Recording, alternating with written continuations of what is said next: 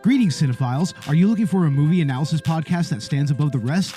Then look no further than Collateral Cinema, the only movie podcast that matters. We analyze good movies, we analyze bad movies, and yes, we also analyze the in-betweens of the world of cinema. So if you like what you hear, find us on Facebook, Instagram, and Twitter.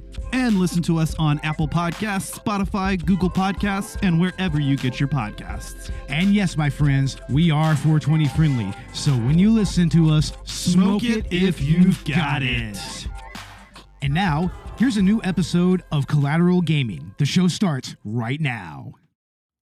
It's Halloween time on the bonus round once again as we review the 1998 survival horror RPG from Squaresoft, Parasite Eve. So stick around, folks. The show starts right now.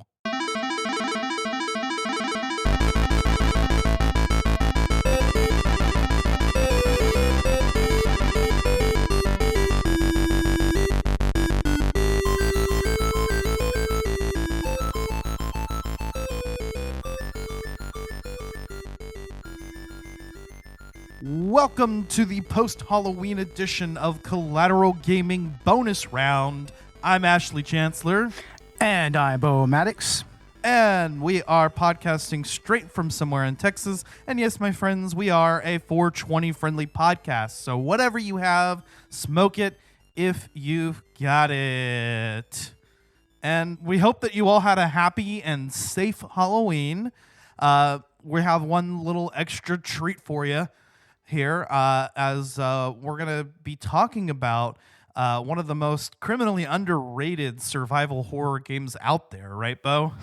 Oh, definitely. I mean, this is one of those games that came out pretty much during the prime of my teenage years. You know, it came out around the same time that Final Fantasy VII came out, and it's from Squaresoft, now Square Enix, and of course we're talking about Parasite Eve, and yeah, this is probably one of the first really successful melding of the survival horror and RPG genres.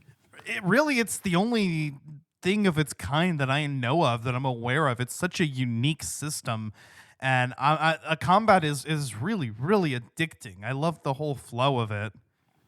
Yeah, definitely. I mean, it's kind of the perfect mix of real time and turn-based, you know. So it kind of set that standard years before Final Fantasy VII remake, I should say, did the same thing. So definitely, like there really is just nothing like this. It's from back in this era. There's maybe one more game from this era that might fit, and that's Vagrant Story. But yeah, other than that, I mean, I'm struggling to really think of any other game that really has this particular feel and this particular combat system. Yeah, it stands on its own. Really, it really does. And I'm in the middle of day 3 in my playthrough, so I haven't completed the game yet, but I've been really, really impressed by it. I'm surprised that this doesn't come up more in conversation. And this is just a year after Final Fantasy VII, and I gotta say, the graphics actually look quite a bit better. I mean, we have realistically proportioned character models. That was cutting edge at the time. And the FMV cutscenes honestly hold up phenomenally. They really do. I mean, I have the game on the demo loop right now, and I'm watching the opening cinematic that they play before the title screen, and it's really amazing how detailed it is for its time. I mean, it's even more detailed than Final Fantasy VII's cutscenes, and those were really, really well done and cinematic and everything. But, I mean, yeah, here, like you said, you have the more realistic character proportions with the character models and everything. And that pretty much kind of set that standard for Final Fantasy VIII, which would be the next time that we see this type of character style in a Squaresoft game. Yeah, it really kind of set the groundwork for that. And I mean, even just like looking at some of these cutscenes where we see these grotesque transformations. Yeah, this is mostly inspired by John Carpenter's The Thing, and you can really tell with all of the really insane body horror that you see here. You even kind of see Evangelion style Tang in this game a little bit. Just a bunch of people just melt into a mass of fluid. So yeah, I mean there's some really horrific transformations in this game. Oh yeah, I mean, they look agonizing, and then you got to fight what are essentially creatures that you'd expect to find in New York City, because this takes place in New York City from Christmas Eve on, which I guess makes it technically a Christmas game. Oh, it absolutely is a Christmas game, and it probably would be fun to do a let's play of this around Christmas to celebrate the season. Because I mean, yeah, this game actually starts on Christmas Eve. I was thinking the same thing, actually. I would love to do a let's play of something like this, or of this specifically, because of that fact. But yeah, I mean, as a horror game, I mean, this was Square's attempt at the survival horror genre. It was basically their answer to Resident Evil and Silent Hill. And so, of course, they've put their own brand into it, turning it into an RPG. But yeah. Like as mentioned previously, the whole combat mechanics and everything is just really a lot of fun. I love all the different weapons that you can find in the game and getting to experiment with those. And there's this whole modification system where you can take stats from other weapons or of specific abilities and put them onto different weapons. And you can start building up these like really fucking powerful illegal firearms. Yeah. Oh, yeah. This is this is an old school RPG weapon modder's dream right here. I mean, you find tools and whatnot all around the all around the New York City, and you can usually use those to. I believe you can take them to the police station and with a permit get them fabricated into a new add-on for your guns and whatnot. And but also it's kind of almost as simple and straightforward as the materia system in Final Fantasy VII, you know, because Yeah. I mean, yeah, you're literally taking attributes from other guns and then putting them onto your main gun. Like I have a M16 that I'm currently beefing up. I've got the range up to like 35, the attack to like 37 or something like that, and I mean, it's actually really, really easy to stick with one weapon here and just really just build it up into something really, really overpowered, which is something a little different than you see from other RPGs. You know, I mean, which usually, you know, your weapons kind of scale in powers along with you. But here, you've actually got to gain like bonus points and then use that to actually upgrade your weapons. Yeah, it's a really, really interesting and fun mechanic that you want to play around with. Of course, I've been told that a lot of times on your first playthrough, you might want to save up some of those tools and not use them right away and carry them over to the next game. But I couldn't stop myself from experimenting and just taking, you know, certain abilities from one piece of equipment and applying it to another. And you're constantly, you know, changing up guns and changing up armors to try to, work around the combat. But like you said before, I mean, it's very easy to find a gun that's really good, that's got some good base stats or a specific ability, and to kind of just carry over the other stats into that or beef it up with some of the items that you find around the world.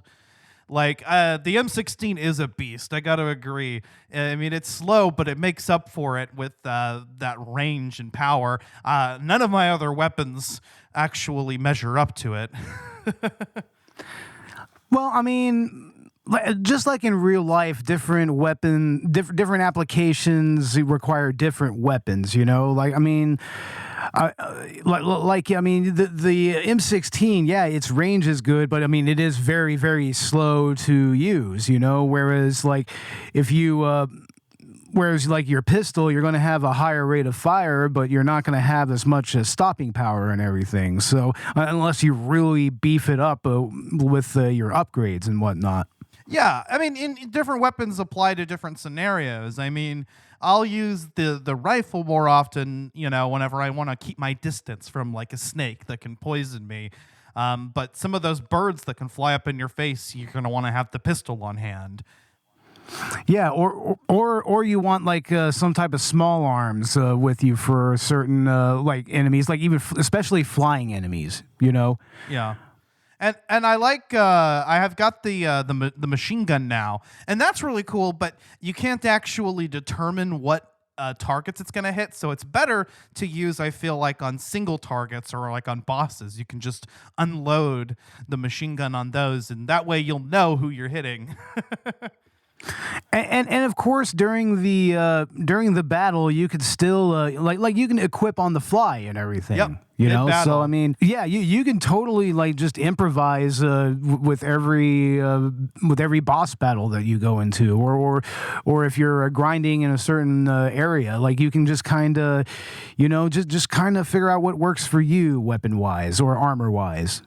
Yeah. So they have this AT system, right? I think it's active time, which is, I mean, it's ATB is what it is. And it's constantly reloading.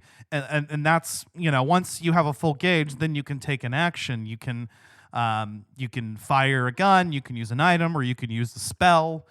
But while you're waiting for that to fill up, you can run and move around the arena. So again, it is kind of... It feels like a prototype of what we would see later in Final Fantasy VII Remake and similar games. But what's unique about this one is that, once your gauge fills, you may not want to use it right away. You may not want to wait for the opportune time, maneuver yourself around the enemies and their attacks so that, you don't get interrupted whenever you do decide to unload on them. So there's an element of strategy in every encounter, and it's what keeps you on your toes, and what makes every combat encounter so fun. I mean, I found myself just wandering around trying to find enemies, not just to grind, but because it's a blast. Yeah. I mean, honestly, and the psi attacks themselves are interesting because I mean, you pretty much have your standard your standard RPG status effect type of spells and whatnot. Like you have a haste, you have barrier, you have slow, and then you have like your heal attacks and everything. But I mean, so far, the only psi attack that I have that is actually offensive in nature is the energy shot. It's the quick shot. Yeah, and I mean, I would imagine that later on in the game you get like maybe a lightning spell or fire or something. Yeah, and I think you also can get like Firaga or stuff like that. Yeah, that'll be useful if there's actually some like elemental spells. Because like you said, the only offensive one I have is basically like a Kamehameha that you can expend all of your PE at once. And yeah, and the thing about that is it'll leave you dazed for a second. So you really, really need to make sure that you're using it at the right time. It's good for boss encounters, I'd imagine. Oh, definitely. Yeah. But yeah, and I like the using all of the different PE spells and whatnot, and the fact that the PE constantly regenerates all the time is nice. You don't have to use items to restore that; it replenishes on its own over time. Although I think it's actually supposed to only regenerate a certain number of times until you change armor or something, but I haven't come across that yet. Yeah, I haven't come across that either. So it does kind of make you really kind of think really hard about what armor you want to use and everything, and how it actually affects your because that I think that also affects your actual AT as well. How fast that loads up and whatnot. So yeah, or I don't know, that might be something that you. That might be something that you upgrade in the status part, Well, you can upgrade your AT with as well as your inventory and all of your equipment with the BP. Yeah. The BP, the bonus points. That's what I was referring to. Yeah. But I actually didn't realize that until today. I was like, wait a second. Oh, are you kidding me? I Really? was constantly running out of inventory too, and I realized instead of having to get rid of stuff or shove stuff into chests, I could have just spend some BP in order to increase my inventory or whatever, because what's nice about the inventory system, at least, is though as you level up, you get more slots to put things in. So you'll have more space and in your inventory, just if you take the time to grind and also just use things. Don't hoard shit for too long. I mean, you can stack up those offense +1 or range +1 or defense +1 quick buffs. And you might think that you want to hold on to them until you get to a better weapon or armor, but then you can always just transfer those using a tool. So exactly. I mean, it just really depends on just what weapon you're trying to build up. But it's also very easy to kind of build up a lot of tools and junk and everything. Like those are the two most common items that you're probably going to come across in this game is tools and junk. That's specifically what they are. And it's very easy to really have your inventory just loaded with a bunch of those, But you can discard the junk. And at first I wasn't sure what the purpose that would serve. Because, I mean, you can just discard it individually in the overworld, or you can shove it in a chest or whatever. But what I found out was that you can by giving it to Wayne at the police department. I figured there must be some purpose to giving him a bunch of junk, but apparently he'll give you like a powerful weapon or something if you give him 300 pieces of it. So yeah, exactly. And of course, the tools, those are what you actually use to transfer abilities between weapons. So, or armor. Or armor. But yeah, those will build up quickly. So you've really got to kind of early on, like, keep your inventory management on point here. Because, I mean, it's very, very, very easy to just completely load it up with a bunch of stuff that you just don't need. Yeah, especially as you accumulate junk. Which, I mean, that's the first thing to go if you need to make space. But I've been making it a point to not just discard things whenever I need space, but to just throw it into a chest. And maybe I can come back to that chest later and pick it up once I free up some inventory space. Or, if I could just leave a bunch of junk in chests, I can come back and then discard it back at the police department in one go later. Yeah, definitely. So I found myself actually traveling back and forth between the police department a lot in order to offload equipment, because I have a feeling that it's better to hold on to old guns and armor and to store them, because the option is presented to. I'm assuming that'll be helpful, in like New Game Plus. Yeah, and I mean, the police department is pretty much like your hub center for the game, especially early on. I mean, that's where, you get your weapons upgraded. It's where you can, you can save there. It's you can catch up with all of your coworkers there. It's kind of like the inside of the Highwind on Final Fantasy VII. Whenever you're flying around the world map. So it's kind of similar to that in a way. Yeah, that's a good analogy. It's actually kind of cool how you actually can pretty much freely travel the map. That may not be immediately apparent to you because the game carries on in a fairly linear progression, but it's worthwhile to travel around the map and make trips to other places when you have the opportunity to. And I've been taking advantage of that, but also because I didn't realize the thing with the BP, which could have helped me. Yeah. That would have helped you a lot there. At least with inventory management, because I was like, oh, I could do this now? Okay.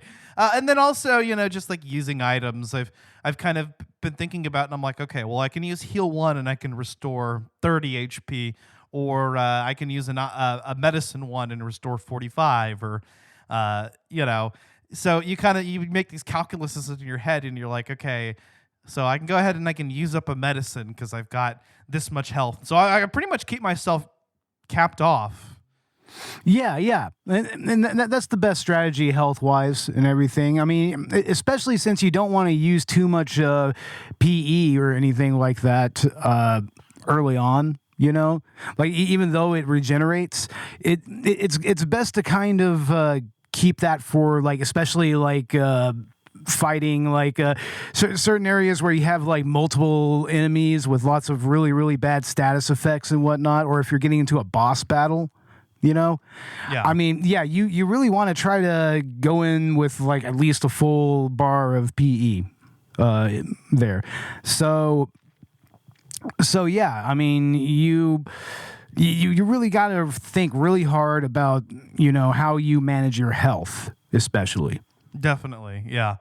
Yeah. There's a whole strategy around it. And I actually really enjoy it because, like, in most other games, I think I ignore items in a lot of RPGs, and I'm just kind of like, let me just use the healing spell. That's going to be better for me. But it's very easy to do that. Yeah. But interestingly enough, in the one game where like your mana just regenerates on its own, I kind of felt incentivized to use everything at my disposal because there are specific values that each of these like healing actions are going to affect, you know, and also just knowing that I have all you know, limited inventory space, and so it's better to kind of offload some of that shit. Yeah, definitely.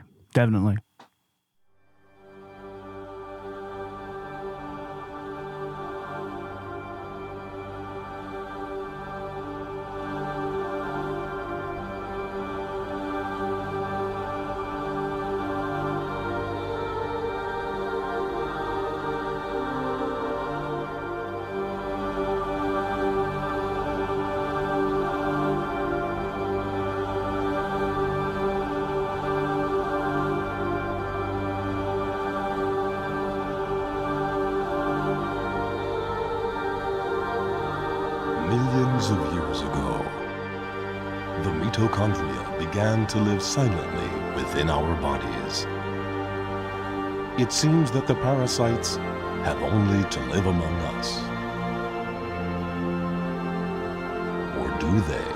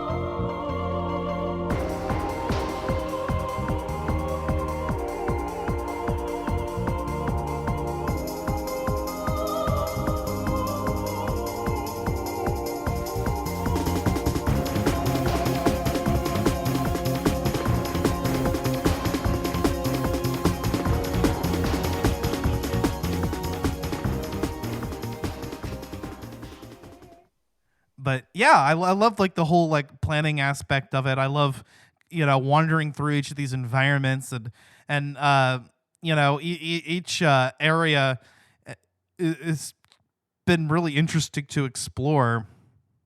I mean, I went through all the way through like the Central Park area, and it's easy to get lost because, you'll be moving around and with the fixed camera angles and pre-rendered environments, and then you'll move to one corner and suddenly the view will shift and you can see a lot more of the area. I also like that the battles take place directly in whatever area you're in and not in like a separate battle screen. Yeah, that kind of makes the gameplay a little more seamless between the exploration and the combat. Definitely. Yeah. But also the story in this is really, really good. I've been enjoying it so far. There's a lot of mystery, like you're just, you go to on an opera date at the beginning and you're playing as Aya, the NYPD officer, and then suddenly everybody spontaneously combusts in the audience except for her, and you're thrown right into battle. And, from that point on, it's just trying to figure out what the fuck is actually going on. And there's this, the mitochondria are taking over. We heard about them in school often enough, right? The mitochondria is the powerhouse of the cell. But this game dares to ask, what would happen if the mitochondria became sentient? And it's genuinely terrifying to think about because, I mean, we're talking about the essential building blocks of what makes us us, Like what makes us uniquely like human and everything, or what makes a rat uniquely a rat, or a dog uniquely a dog and everything. But just the thought of the mitochondria actually becoming sentient and deciding that humankind is just done. It needs to we're taking over. It's like. How would you actually control something like that? Like especially when it starts to kind of essentially become almost contagious in a way. Yeah, and as aforementioned, I love that all the enemies in each of these areas are basically creatures that you would find in New York City, but they're like beefed up in these monstrous abominations. So like in the sewer, you're fighting giant fucking sewer rats and alligators and shit. And then you go to the zoo and there's all sorts of animals. And then you go back to the NYPD and they got the fucking canine units turned into monsters. Exactly. And they have birds there and whatnot, and even more mutated rats. And yeah. I mean, they all make sense as far as city critters are concerned.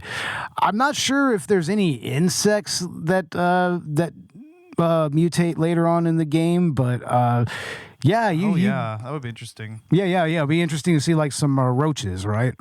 Oh no. Oh yeah, right. Some fucking some mutated roaches. Oh yeah, that sounds horrifying. I mean, I don't know. Maybe if they don't explore it in this game, I know there's 2 other games in the series, but from what I've heard, they're not quite like this one. No, I've actually played Parasite Eve 2, and it's essentially a Resident Evil clone, even more so. They scale back the actual. They pretty much get rid of the combat system. Like in this one, you're actually. I mean, you can still use spells and everything, but you don't really have an attack meter. You don't really have a psi meter. It's kind of like what Capcom did to Dino Crisis 2 a little bit. Made it a little more action oriented. Maybe the story is a little campier than the first game and everything. But yeah, I mean, it's not really what I would call a bad game, but it's just not this, and this is just something that I wish we could have seen more of, especially back in the 90s. Yeah, that actually is kind of sad to hear because the combat is the most unique thing about this game. I mean, I loved how, essentially you could tell it's a response to Resident Evil, but it's with Squaresoft's formula. They've turned it into an RPG and taken cues from the Final Fantasy series. It's like a marriage of those things, and that's actually what makes it unique. So to hear that they scaled that down in the sequel is disappointing. Yeah, it's like, how could they have actually built upon the combat system in this game and made it even more responsive? Like, I mean, that could have pushed gaming further, a little further than it did, a little earlier, you know? Yeah. Honestly, this game I think is ripe for a modern remake. I would love to see what they could do with a Resident Evil or Silent Hill style, remake of this game, but keeping the RPG mechanics intact. I mean, you could do something kind of still similar to Final Fantasy VII Remake, but with that like behind the shoulder firing action. They could that would be phenomenal. I'm not going to hold my breath, because I'm not sure that we'll ever see anything Parasite Eve related again, but that would be awesome. It would be. I mean, at least a remaster or some kind of port to like the Switch or something like that. I mean, this game deserves a lot more than it got. It's one of those. I mean, it's from the golden age of Squaresoft. This was basically peak Squaresoft before they merged with Enix. I mean, you had you had Tobal #1, you had Final Fantasy VII, you had this game, and you had like Einhander, and then the Air Guys would release as well. Even though I don't really recall if that's a Squaresoft. No, that is a Squaresoft game. And also around this time, Bushido Blade came out. So this is actually like a really, really consistently solid run for a gaming company in the 90s. I would say maybe Capcom almost had a better run with the Resident Evil franchise and with and with the releases that they made on PlayStation and whatnot. So yeah. I mean, I think that this game really needs to be reintroduced to a modern audience. It would really work. And honestly, it much like Silent Hill 2, it feels like there's not a whole lot that you would really need to do to the story to really bring it up to date, Yeah. Yeah, I'm just kind of curious about the prospect of it. But you mentioned Bushido Blade, and we're actually going to be covering that later this season. So I'm kind of excited to hear that there's something else from Square around this time that, during this golden era that we've yet to talk about, to get into. Yeah, I mean, if you really want to get into like some of the games that were released here in the West and in Japan from Squaresoft around this time, a YouTuber by the name of Thor High Heels. He really gets deep into the PlayStation Squaresoft aesthetic hardcore with his videos, and he has like a really good chill. He's a crazy Dutch bastard, so he has a nice, chill, just kind of unique vibe to his videos, and he talks a lot about this particular era of Squaresoft and these particular games. And if you want to like have an even deeper dive into these games, I recommend that channel. It's Thor High Heels. Nice. All right. Yeah, I think I've watched some of that channel with you before, actually. Oh yeah, definitely. But yeah, I guess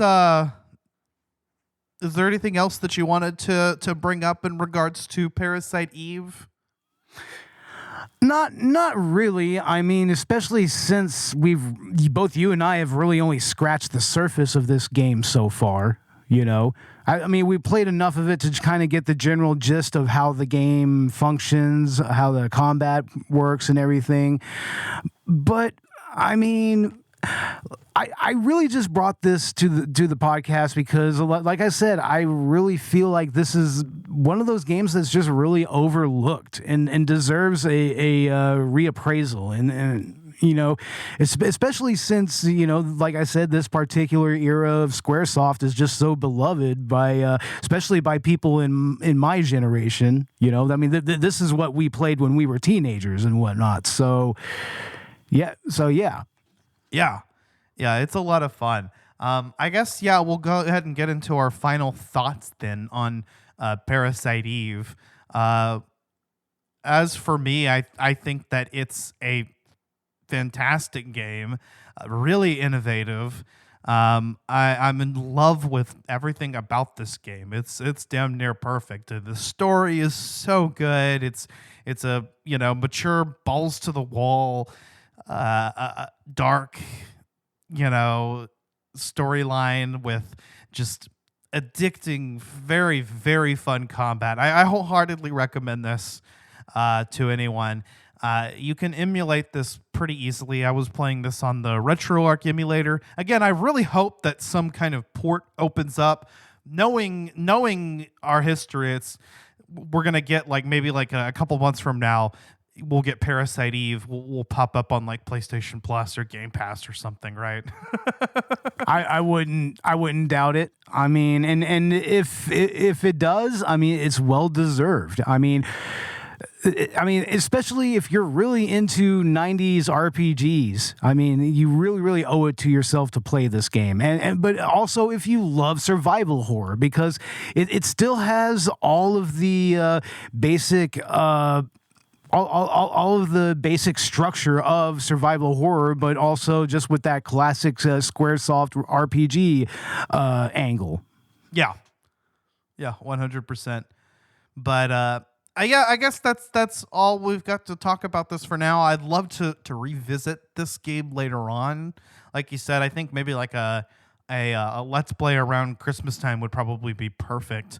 And that way we can really get into the game proper and the deeper levels. But if you enjoyed this episode, you can also check out our Halloween special. We did a Let's Play on Amnesia: The Dark Descent, and you and Robert both joined me for that, and that was a lot of fun.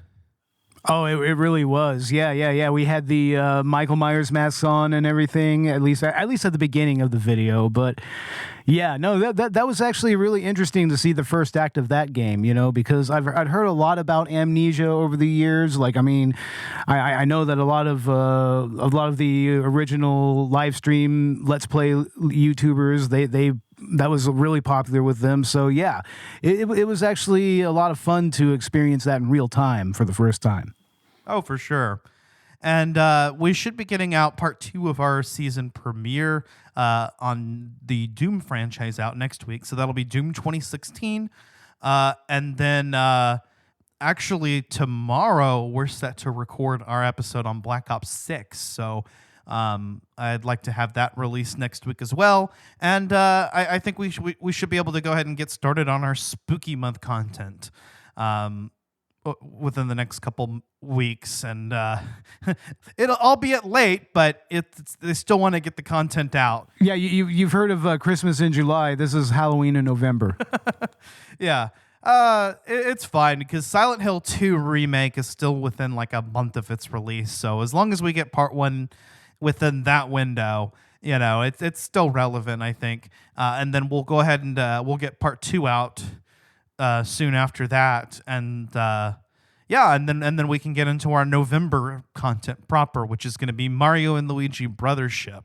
Again, like Silent Hill 2 Remake, we'll be starting with part 1 being a spoiler-free review, and then part 2, we'll get into full spoilers. Nice. Hell yeah. And Bo, what's going on with Collateral Cinema? Well, we have just finished up our Spooky Month content. We have the first 2 episodes of our 8th season, and that would be our season premiere featuring Terrifier with Stu from SWO Productions on that episode. And we also talked about the Texas Chainsaw Massacre on our 2nd episode. And for our Halloween content, we had Kaylee from the Once Over with Kaylee, a YouTube channel and podcast on. She's pretty prominent. We had her on to talk about Halloween 5, The Revenge of Michael Myers, and we did a director's cut bonus Halloween special featuring Terrifier 2 with Robert and all 3 of us and everything. So yeah, definitely check all of that out. And Actually, tomorrow we should be later on, or actually earlier in the day, we should be recording our Street Fighter episode with the Vern from Cinema Recall and Jim from Film Rage. It's going to be our first double booked episode, so I am looking forward to that. Nice. I may actually have a double booked episode this season as well, because December is going to be our Zelda month, and we're doing Ocarina of Time, and I'm pretty sure that I'm going to ask Dan from Victims and Villains to do that with us, since he missed the Echoes of Wisdom episode. And also, we have a couple guests from the last video game podcast. So oh, interesting. It'll be cool. All three of us, me, Zach, and Megan, Dan possibly, and the two co-hosts from this podcast. So I'm looking forward to that. And then that's gonna be pretty much everything through the rest of the year. We'll also have our holiday special and a couple other things, but we'll announce it all in due time. And if you enjoyed this episode, leave us a 5-star review on, or you can help us rise up the ranks on Good Pods. We also do have a merch store on TeePublic where you can get all kinds of Collateral Media swag. I also have just recently uploaded all of the Collateral Let's Plays that were on the Collateral Cinema channel to Collateral Gaming, so you can check those out in both places now. And I'm going to be starting to add to that now that I have a capture card. So I'd like to begin a Call of Duty Saturdays segment for Collateral Let's Play. So I'll be uploading that to both channels. Possibly we'll start with that next week after our Black Ops 6 episode. And, through the rest of the year, we'll be streaming Black Ops 6. And then I guess until the next Call of Duty game comes along. And we can just keep it going, because that's a game that, we can play once a week and just kind of hop in, do a few matches, and upload it to YouTube.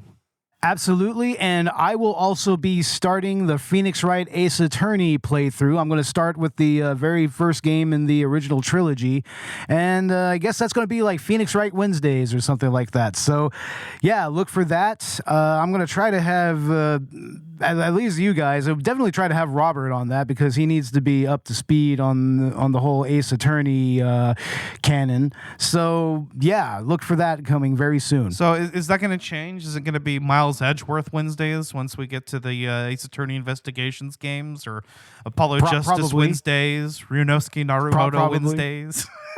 Naruhodo Wednesdays. Naruhodo Wednesdays. Stupid. I don't know. Maybe so. I don't know. But yeah, a lot of content coming out. We're still playing the catch-up game on Collateral Gaming, but I'm pretty confident that we can actually get caught up this month and get back on track, and hopefully start recording this shit early so it's not a problem anymore. Yeah, definitely. But yep, once again, we hope that your spooky season was phenomenal. Look forward to a little bit more content to stay in the mood. I mean, there's never a bad time to talk about horror games anyway. Yeah, of course. Never a bad time. But hit us up on all of our social media. And with all that being said, I've been Ashley Chancellor. And I have been Bo Maddox. And this is Collateral Gaming Bonus Round, and we are out. Out.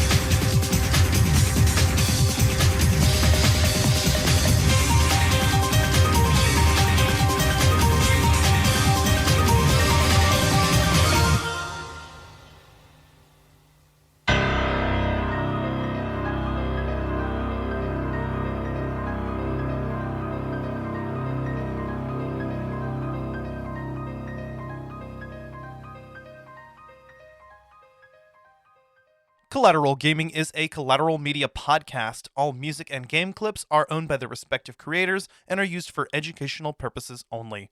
Please don't sue us. We're poor.